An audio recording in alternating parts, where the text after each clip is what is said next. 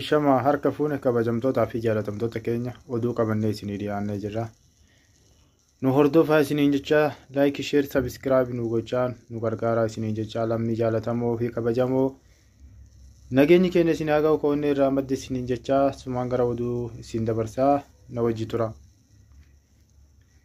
Oduu haala qabatamaa marii nageenyaa waraana bilisummaa Oromoo fi waraana mootummaa Itoophiyaa jidduutti Tanzaaniyaa magaalaa Daarusalaamitti geggeeffamaa kan ture irraa marsaa lammaffaa osoo milkaa'in ka xumurame. Akkas isiniin jecha kabajamtoota fi jaalatamtoota keenya marii kanarratti beektotii yoo hayyootii hundee yoo biyya irra hundaayuu irratti hirmaatanii turanii akkasuma akka Ameerikaa fi Yuuroppii keessatti akkas gartee Keeniyaa biyya adda addaa irraa irratti hirmaatanii turanii garuu mariin kun hin milkoomne. Milkaa'uu dhabuu isaa hedduu itti gaddina. As keessatti darara uummata keenyaa uummanni keenya gartee amata yoo xiqqaate durillee inuma dararamaa maqaa abaa'uu kanaan garuu eegii mootummaan ka Oromoo jennee eegii abdannee irra geenye kana haala amata 5 keessa dabarsine kana uummata keenyaa naannoo adda addaa keessatti gartee dararamaa ka ture kana keessa uummanni marii kana ka geggeessee gaafa marii tokkoffaa duraa irratti akkanatti uummanni dila kana hin gammanne ture. Garuu marii lammaffaa kanarratti uummanni bakka jiru kaabaa kibbaa Oromiyaa keessaa hedduu gammadanii jiranii. Marii kanarratti ka diinni hedduu gaddee ammoo uummanni sabi keenyaa nami keenyaa hedduu gammadee ture. Gammachuu kana keessatti gartee milkiidhaan eeguu turanii milkii kana keessatti garuu dubbiin kun hin milkoomne ture. Milkaa'uu dhabuu isaati garuu hedduu itti gaddina. Akkasuma garuu waan isin beekanii keerumaaf jechuu dandeenya. Haa ta'uutii garuu yeroo sadaffaa fi gartee itti gaafatama Afrikaa eegaadi kan jedhamu Warqinaa Gabayyoo yeroo sadaffaaf ammallee mootummaa gaafatanii jiranii. Milkiidhaan kama eenyu ta'a yeroo sadaffaa fi ammallee ka eegalamu ta'uu ooluu akka jiranitti Warqinaa Gabayyoo gaafii dhiyeesseetiin ture barreeffama Tiwiitara isaa irratti. Akka karaa nagaatiin ammallee mariin kun akka itti fufu mootummaa gaafateetiin ture. Walumaan ka eegallu ta'a, walumaan ka ilaallu ta'a. Inshaallah yoo rabbiin achiin nu ga'e uummata keenyaa fi naga feenaa. Nagaa uummata keenyaa ni barbaanna. Mariin kun ammallee kama itti fufu ta'a. Abdiin kutatinaa isiniin jechuudhaa fi kabajamtootaa fi uummatoota keenyaa kanatti aansee ka uummanni keenya gartee marii kanarraa gartee warri gartee miira keessa galee warri gartee adda addaa miira keessa galeen waan biraa dubbachuu jiran walumaan kalaallu ta'a. Hin hordofaa isiniin jechaa kabajamtootaa fi jaalatamtoota keenyaa asumaan gara oduu kiyyaa sumattiin isin dhaaba na wajji turaa na hordofaa isiniin jedha. Naannoo Oromiyaa godina Shawaa Kaabaa, Shawaa Lixaa, godina Horra Guduruu Wallaggaa fi Buunoo Beddelleetti wal waraansi mootummaa fi waraana bilisummaa Oromoo gidduutti itti fufe namoota nagaarratti miidhaa geessaa jira jechuun jiraattonni sagalee Ameerikaaf himaniiru. Godina Shawaa Kaabaatti jiraata aanaa Dagam ta'uu isaanii kan ibsan obbo Tasfaa Irranaa Shawaa Kaabaa keessatti yeroo qaamoleen lamaan marii nagaaf taa'aa jiranitti rakkoon kun daran hammaateeraa jedhan. 8 wal waraansa tureen namoonni nagaan gaaga'amaniiru jechuun haala ture ennaa ibsan. Jalqaba naannoo Yaayyaa Gudallee Goodaa Jabaa kanarratti magaalaa Daalatti kan jedhamu kanarratti waraana guddaadha kan bobba'aa ture jechuudha. Dagam irratti ijoolleen dagam seentee jalqabarratti galgala kan dhukaasni baname waraana lamaan hundi sodaata uummanni keenya dhugumattuu taanaan beeka. Kanaaf erga ijoolleen deddeebite booda ijoolleen namni maali sa'aatii 24 namni mana keessa ukkamameen taa'u haaluma qilleensa haaluma naannoo isaa nama kufeef nama hin kufne adda baafachuudha namni ni ba'a. Yeroo sanatti ijoollee sadii jechuudha kan ijoollee nagaa kan wareegamte jechuudha. Ijoollee dhagaa qadaqqatee jiraatu ijoollee leesiroo qadaqqatee leesiroo caammaa namaa xaragee jiraatu namoonni nuraa kufa suni deebi'ee warra jaasoo irratti illee naannuma gara sirraan manni yoo xiqqaate man torbee kana keessa manneen torbaa ol kan gubatee jiru jechuudha naannoo Golgee irratti jechuudha. Golgee biduu irratti Cawwaaqa irratti Tulluu Milkii irratti gara Godaatti baadiyyaa irratti manneen hedduun midhaan amma sassaabamee quucoo godhe baay'inaan itti irratti ka'aa jiranii namni midhaan isaanii sassaabachuu dhabee jira. Aanaa Dagamii fi aanaa warra Jaarsoo keessatti sanbata darbe lubbuun namaa akka darbe midhaan ooyiruu irratti akka gubatee fi manneen qonnaan bulaa hedduun gubateera jechuun jiraattonni kunneen bilbilaan sagalee Ameerikaaf himaniiru. Dubbii himaan mootummaa naannoo Oromiyaa obbo Haayiluu Addunyaa humnoonni nageenyaa mootummaa namoota nagaa irratti tarkaanfii hin fudhatan jechuudhaan komii jiraattonni dhiyeessan kanaaf deebii kennaniiru. Kan humnoota nageenyaa miti inni kun taaktikii namoota nagaa irratti tarkaanfii fudhatee ajjeesee mootummaatu ajjeese kan jedhu inni amaluma shaneeti jechaadha. Kanaan duras waanuma akkasii bifa wal fakkaataadhaan nama gubee mana gubee saamicha adda addaa geggeessee namoota nagaa irratti xiyyeeffatee yakka namoomaa ifamaa argachuu hin qabne kan geggeessaa ture shaneedha. Kana uummannu ragaa ba'aa jechaadha. Obbo Qanaa Salamoon jiraataa godina Horra Guduruu Wallaggaa ta'uu isaanii eeruudhaan waraanni tibbana aanaalee godinichaa hunda keessatti jechuun haala danda'amuun waraana bilisummaa Oromoo fi mootummaa gidduutti gaggeeffamaa jiru jiraattota rakkoodhaaf saaxileera. Midhaan ga'ee walitti qabachuudhaafis danqamaniiru jechuun eeraniiru.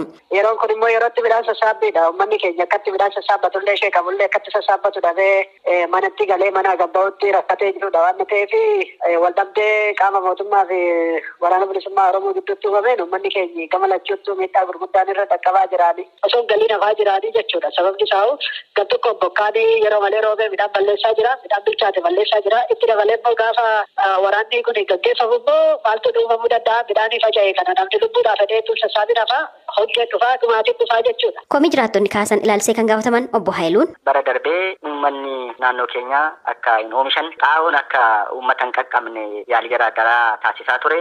Xaa'oo saamuu akka qonnaan bulaan xaa'oo fudhanne taasisu deemee uummata hiyyoomsuu irratti hojjechaa ture. Amma immoo oomishumaa fi xaa'oodhuma uummanni argate oomisha isaa oomishate akka hin sassaabbanne immoo danqaa uumaa jira jechaadha. Kanaaf humni kun bakka garaa garaa irratti qonnaan bulaan akka midhaan isaa hin sassaabbanne roobaan akka jalaa manca'u uummata Oromoo hiyyoomsu jireenyi isaa akka hin fooyyane gochaa jira waan ta'eef gocha kanarraa akka of qusatu mootummaan tarkaanfii olaantummaa seeraa kabachiisuudha. Dirqama qaba jechaadha. Tarkaanfii kana fudhachuudhaaf dirqama qaba waan ta'eef haala kanaan gochoota farra namoomaa farra uummata Oromoo kan ta'e fudhachuu irratti argamaa jira. Dubbii himaan mootummaa naannichaa rakkina jiraattonni godinaalee adda addaa keessaa kaasaniif waraana bilisummaa Oromoo itti gaafatamaa kan taasisan yoo ta'u dubbii himaa waraana bilisummaa Oromoo idila addunyaa Odaa Tarbiirraa ammatti deebii argachuudhaaf yaaliin taasisne hin milkoofne. Haa ta'u malee kanaan dura himannaa mootummaan irratti dhiyeessaa ture haleellaa namoota nagaa qonnaan bultoota danquu fi saamuu waliin wal qabatee waraanni isaanii gocha kana kan hin raawwanne ta'uu irra deddeebiidhaan ibsaa turuun isaanii ni yaadatama. Walitti bu'iinsi mootummaa fi waraana bilisummaa Oromoo gidduutti godina Buunoo Beddellee fi godina Shawaa Lixaa aanota hedduu keessatti itti fufee jira jechuun himaniiru. Namoonni sagalee Ameerikaatiif yaada kennan. Gama biraatiin mariin nagaa marsaa lammaffaa mootummaa Itoophiyaa fi waraana bilisummaa Oromoo gidduutti eegalame guyyoota 15 lakkoofsee jira. Haa ta'u malee hanga ammaatti qaamolee lamaan irraayyuu sadarkaa mariin kun irratti argamu ilaalchuudhaan wanti ifatti dubbatame hin jiru. Mootummaan kana hunda kan fudhatu hin feene kan afaan sobaatiif afaan mi'eeffateetiin achirra dhiyaate kan namaa liqinfama hin taane dhugaa xumuramuu dhabuun isii hedduu kan nama yaachisu. Waan kana mootummaan duraanuu araara kana kan sobee galchu akka bara 2000 fi bara 2018 kan abaa'oo hunda galchanii abaa'oon galte sun gartee tuun hidhamtee tuun waraanatti oofamtee tuunni sunki nyaachifamtee tollaa yootti akkasitti ajjeefamtee dhumatte sanqalitti yoo ka beeytan taate warri beeytanii beeytan keessa deebiyyoo hordoftanii jiraatan akkuma baratanii afaan mi'eeffatee uummata gartee waraana galchee waraana kanaan hiikadhaa jee waraana kana hiikachiisee ka aangoota kan kennineef ka hiree takka hin qabne uummata raayyaa nagaatti deebisee uummata harkaan gartee harka duwwaa zeerotti hambisuu ka deemu dhugaa dubbachuuf uummata keenya nuu mootummaan kunis keenya waraanni bilisummaa Oromootis keenya hundinuu gartee akkasuma buruksaanbee humna waraanaa keessa poolisni kan humna waraanaa keessa jiru akkasuma abaa'oo keessa obboleessummaan poolisii isaanii abaa'oo keessatti argamaa bee. Uummata keenya araarri hedduu waan gaariidha. Nagaa uummata keenyaatiif salaamaa uummata keenyaatiin baay'anii galuu uummata keenyaatiif nagaa uummata keenyaatisuudhaaf waan hedduu kan nama gammachiisu. Garuu wanni kun ammallee deebitee rifuu gadda uummata keenyaatti deebi'uun hedduu nama qaanfachiisu. Oromoon araara waan xiqqoo tana araara buufachuu dhabee marii takka godhachuu dhabee uummanni afaan takka dubbatu uummati saba takkaa uummati biyya takkaa afaan takkaan marii takkaan waliigaltee dhabamee torbaanii olii fi mariin tun deemu jirtu guyyaa 10 olii yoo xiqqaate mariin tun ka deemu jirtu marii tana fixachuu dadhabee mootummaan uummata kanaan marii walii akka uummatuma isaatiif jedhee araara kana buusuu dadhabee mootummaan ilaa ammaatti araara kana dhaabee kan xumuranii araarri kun kan xumuramin akkasi dhiisee galu hedduu namatti dhagama ammallee kashiiraan guutame jechuudha. Dhugaa kashiiraan guutame. maaliif jennaan yoo mootummaan uummata isaatiif yaade uummata isaatiif gartee dararama uummata isaa kan yaadu taate araarri kun akkaan bu'u dhugaa irra akka hundaa'e murtii irra akka hundaa'e seera irraa fi seeraaf heera irra akka hundaa'e ka gartee uummanni hundi irratti hundaa'e akkasuma mariitan kan hin xumuramin mootummaa harka gartee kan xumuramin hafe jechuun dhugaa dubbachuu fi hedduu yaachisaadha. Garami deemu jira garami akka deemu jiru kan nama malchiisu miti dhugaa mootummaan waan kana kan shiraan guutame yaada araara mootummaa kanaa ka gartee araarri kun dhugaadhaan barana yeroo lammaffaadhaaf hin xumuramin kun shiraa fi duraanuu araara dhugaa hin feene sobaa fi akkasii isiniin jaa uummata kiyyaa garuu dhugaa dubbachuu fi uummata keenya naannoo Oromiyaa naannoo adda addaa keessatti uummata keenya kan maqaa waraana kanaatiin miidhamu jiru gammachuun isaaniitis fiixan baane akkasuma mootummaanis akka uummata isaatiin nagaa kennu barbaadutti hin jiru. Wallahi dhugaa dubbachuu fi araara kanarratti nama hedduutu hirmaatee akkasuma Ameerikaa fi gamtaan Awurooppaa IGAD akkasuma Keeniyaa fi Afrikaa keessallee hedduutu hirmaatee ture. Garuu hirmaannaa kanarratti akka jenee ka addunyaarra beekamee addunyaarra fudhatamee akkasitti mariin tun osoo bakkaan hin bahin fiixa osoo hin bahin xumura malee adda galan jechuun qaaniidha dhugaa dubbachuuf waan nama qaanfachiisa. Maali marii tana uummanni afaan takka dubbatu uummanni saba takka uummanni obboleeyyanii marii tana xumurachuu dadhabbiif xumuratee galuu dadhabbiif kan uummanni akkanatti irra hirmaatee seenaa dalaguudhaan nagaan gartee uummata isaa nagaa kennuudhaaf maaliif akka inni hin taane annaaf hin galle garuu